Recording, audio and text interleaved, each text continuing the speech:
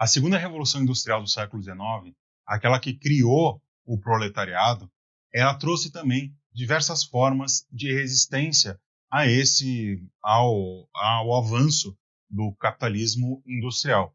A gente teve o surgimento do socialismo científico, do socialismo utópico, do anarquismo e de outras duas categorias que eu vou tratar um pouco nesse vídeo. Eu sou o Bruno e você está no Clio História e Literatura.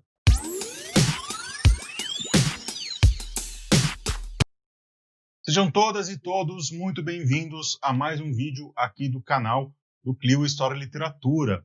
Esse vídeo nós vamos falar um pouco sobre o movimento cartista e o movimento ludista, com muito mais foco principalmente na questão dos ludistas.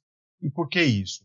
Porque eu estou um pouco cansado de ver esses dois movimentos sendo retratados como ingênuos ou como uma forma que o proletariado teve lá no século XIX de fingir que não estava entendendo o que estava acontecendo, e que a gente vai ver que tem outras nuances, principalmente aos ludistas.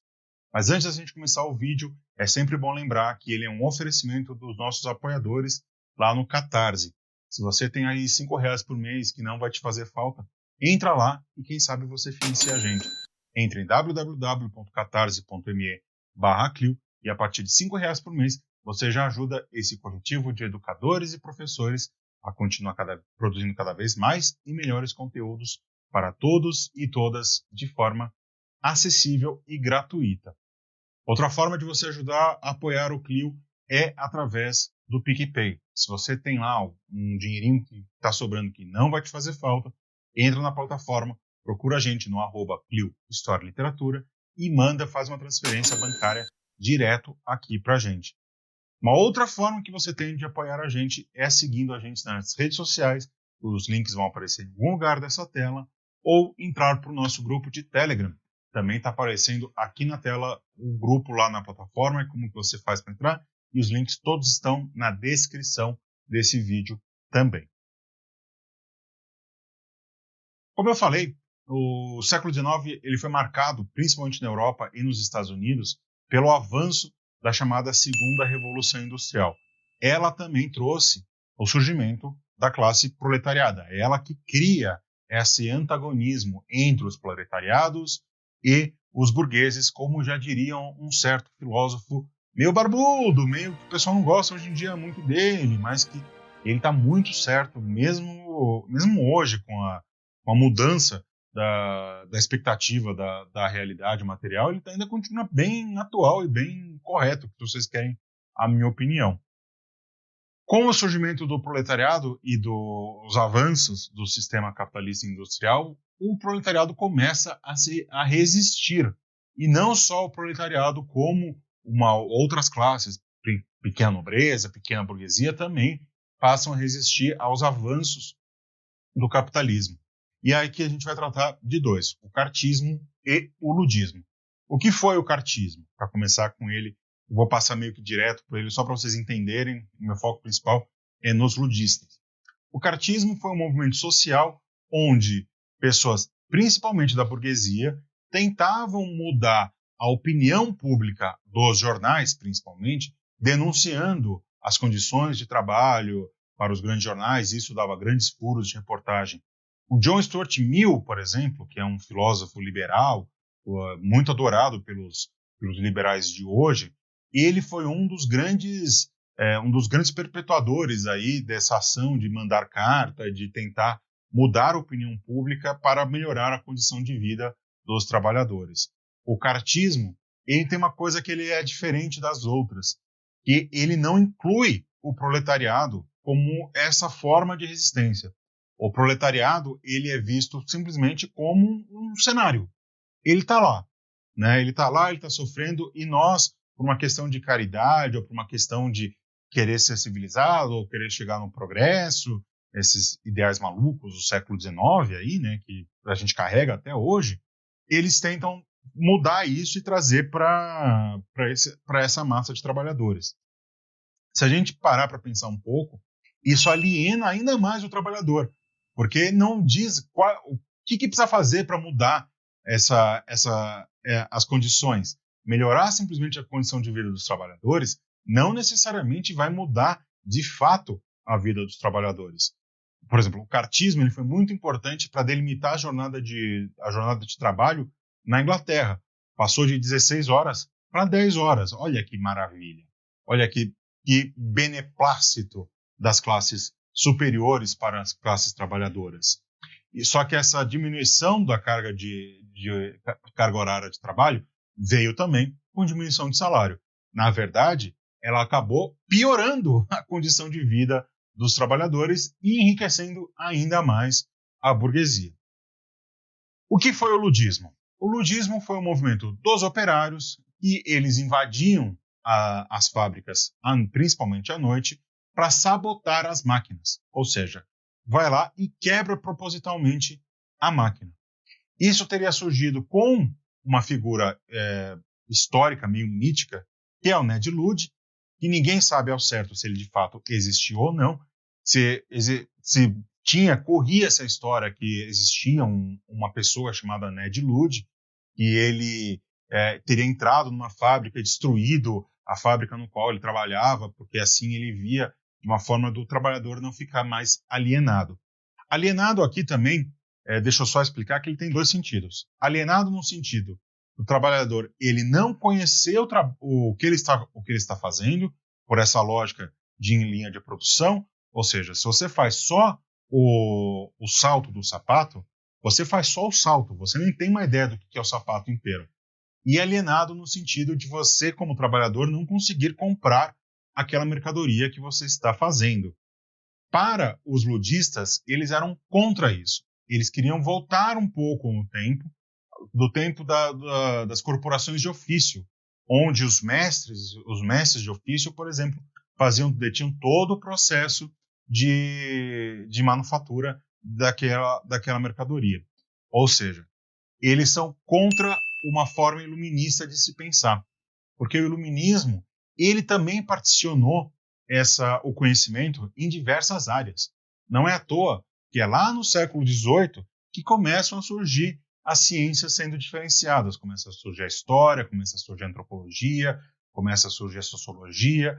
Nas ciências naturais também tem uma diferenciação entre biologia e a química e a física e etc.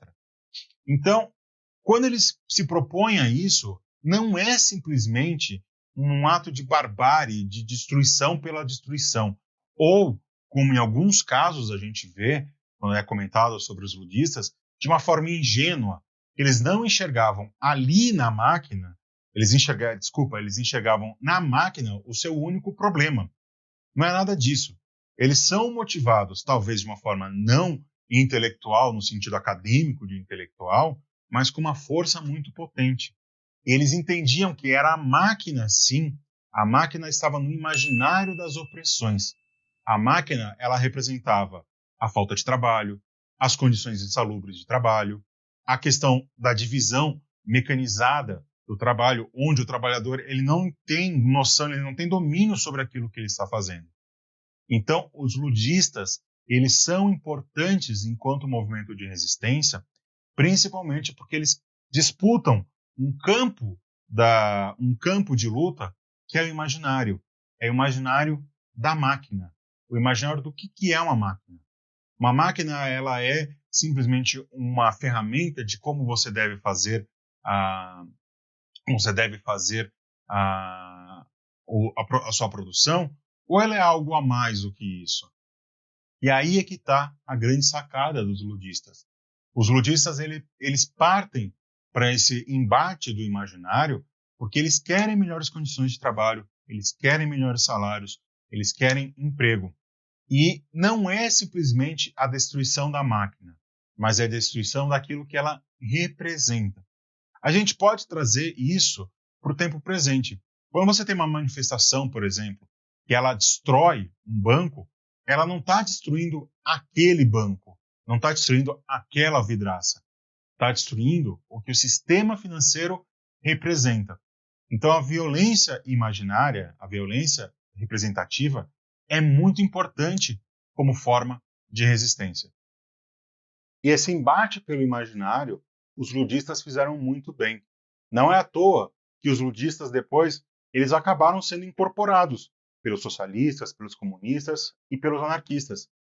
Não é à toa que até hoje você vê movimentos como o Black Bloc, por exemplo, de você usar essa violência representativa, essa violência do imaginário, como uma forma de resistência aos avanços do capital.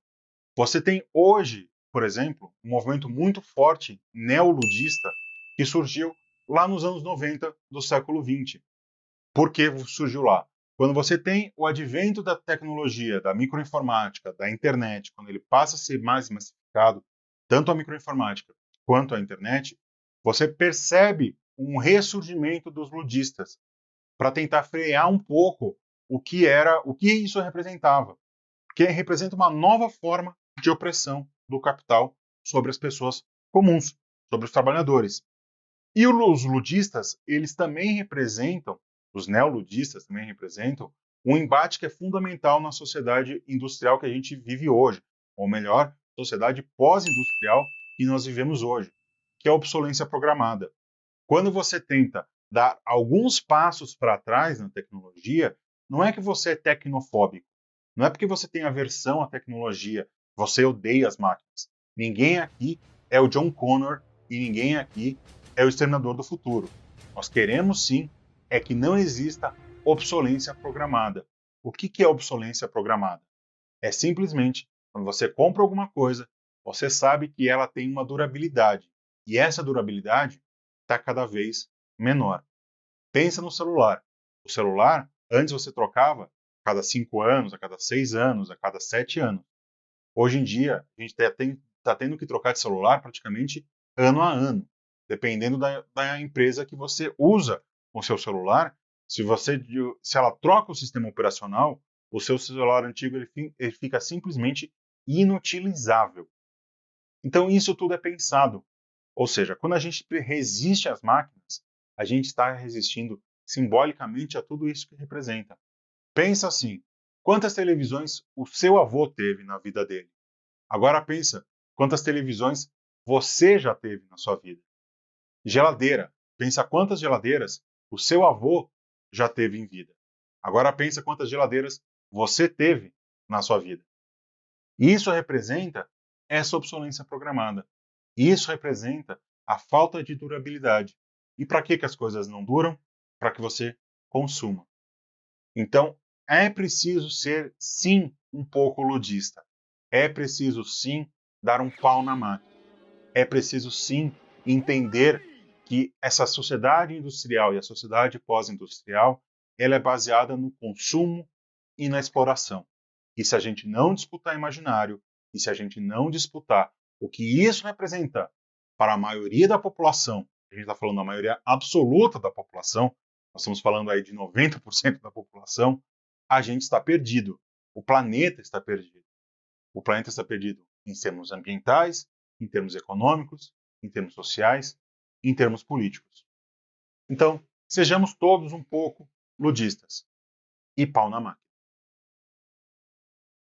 Era isso, meus amores. Espero que vocês tenham gostado desse vídeo, que vocês tenham entendido essa relação do ludismo e com resistência do imaginário e de resistência de representação, e que a gente precisa disputar também esse campo político. Diz aí no comentário o que vocês acham, sobre o ludismo, se vocês achavam que era só essa questão de ingenuidade, de quebrar uma máquina para sabotar e simplesmente quebrar por quebrar, e o que você acha? Protesto tem que ter quebração de coisa ou não? Tem que ser todo mundo cordeirinho, todo mundo bonitinho, dando flor pro policial? Ou tem que bater e ir pro confronto do imaginário também? Diz aí nos comentários. Era isso, meus amores. Não esquece de curtir, de compartilhar esse vídeo, de se inscrever no canal, ver as notificações, ver se está tudo certinho, porque só assim o YouTube tem entregado de forma decente os conteúdos não só do Clio, mas de todos os produtores de conteúdo. Um beijo, um abraço, um aperto de mão. Até uma próxima.